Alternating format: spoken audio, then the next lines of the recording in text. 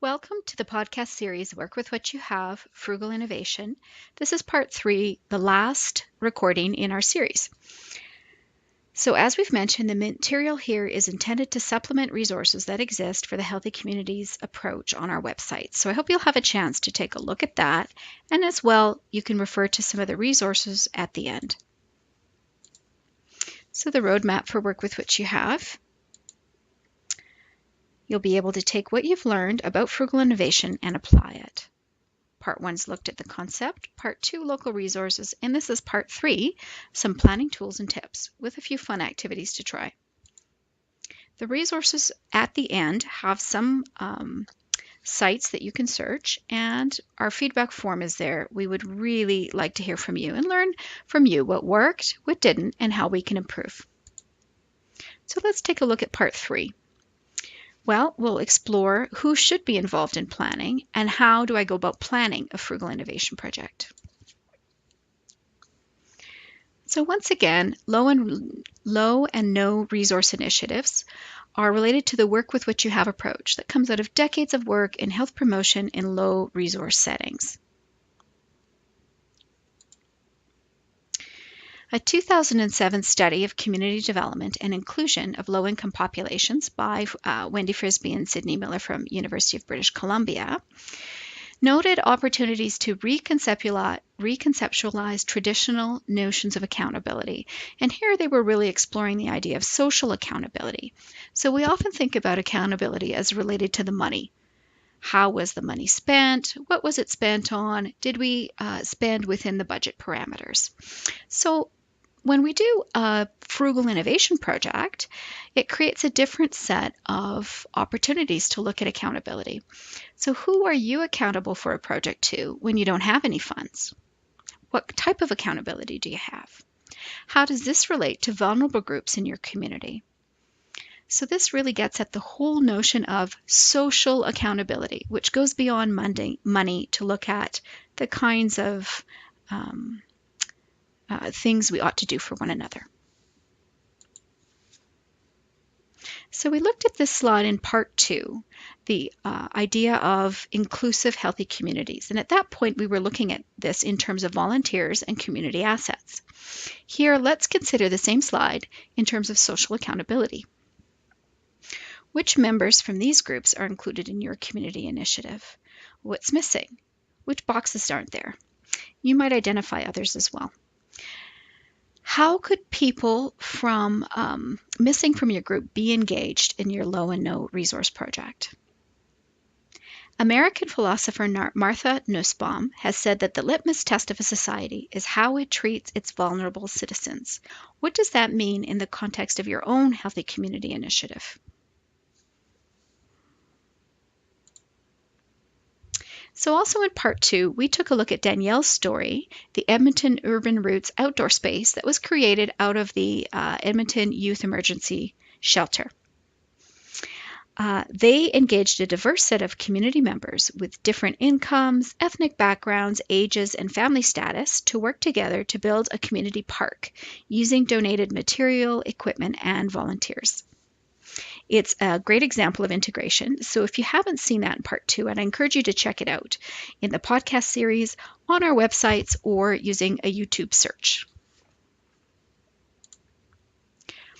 So here we've included a few fun activities that you can do, interactive and meaningful ways to share experiences of your best project with the least resources. Helps you explore what people have been able to do without external funding. So one idea is a storytelling session. So in your group, consider passing a feather or another symbolic item around to each person to tell their story of their best project with the least resources. Now, some of these techniques we've used in community health settings locally and globally. And this one with the feather or the talking stick comes from one of our Indigenous traditions. So very rich history there. Another idea is to do the lineup game. So this exercise gets people moving about and chatting with their neighbor to determine their positioning. So you can line up people in rank order for a topic related to your healthy community initiative in any way that works well. So you might go, what's the largest number of volunteers you've worked with in a healthy community initiative to the fewest. What's the project that took the least amount of time to the longest amount of time? It might go from a one-day volunteer activity to a multi-year initiative.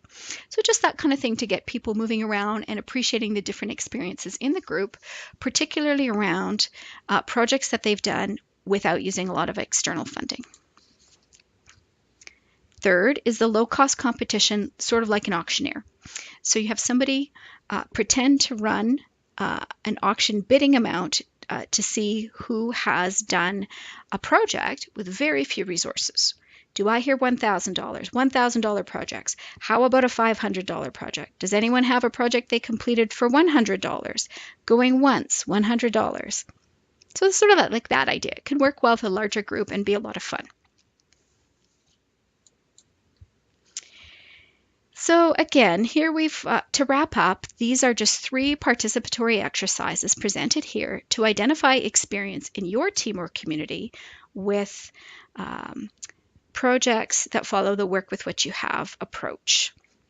The storytelling, the lineup game, and the auctioneer. You may think of other interactive and entertaining ways to solicit this type of information. So you can use any games that you know that could work. The idea is to draw out of the experience that you and your team already have and appreciate that because it's valuable. You can learn from that experience and build on it going forward. So here what we have is an example of a Frugal Innovation project plan. So this one is for a community kitchen for a low rental apartment. It's a fictional scenario, but it's loosely based on the Community Kitchen program from Sylvan Lake, Alberta, which organized kitchens for a variety of groups. So in Sylvan Lake, they used to have an open group for anybody who wanted to join the community kitchen. They had one for moms who wanted to stretch a family food budget through bulk purchases and then cooking together. And they had a third one for male seniors who didn't know how to cook. So we had a lot of widowers in that group.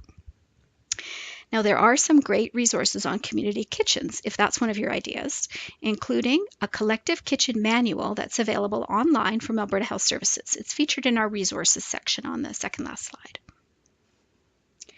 So let's take a look through this one. In this plan, you'll see a pretty standard format. So you've got your objectives and activities, your human resources. So in the Frugal Innovation Project, that's all volunteers who've taken on some specific responsibilities.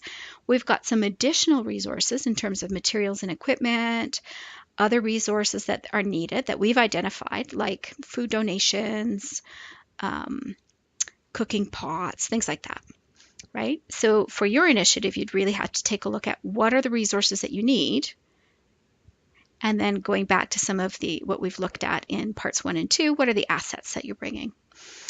So if you like this template, you could add on another column, for example, on the right or the left for a timeline, and you could then use your plan as a scheduling tool as well.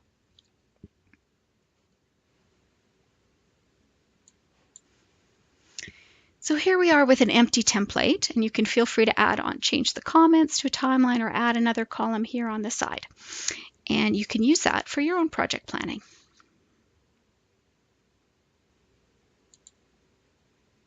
So that wraps up podcast number 3, How Do I Plan a Frugal Innovation Community Health Project? At this point, you should have a sense of the types of resources you might need for your project, be able to identify some volunteers you might not have thought about before, and have the information to follow up on asset mapping and see if you'd like to try it for your Healthy Community Initiative.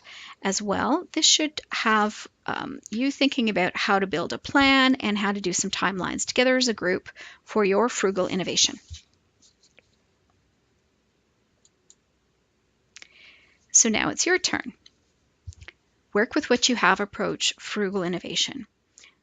We'd like to learn from you. What's one thing that you learned in this series that you'll be able to use in your own initiative? What do you think was missing? And what would you like to learn more about going forward? We would love to hear from you. If you'd like to email us, you can contact us at csmengage. So that's for Cumming School of Medicine, engage at ucalgary.ca.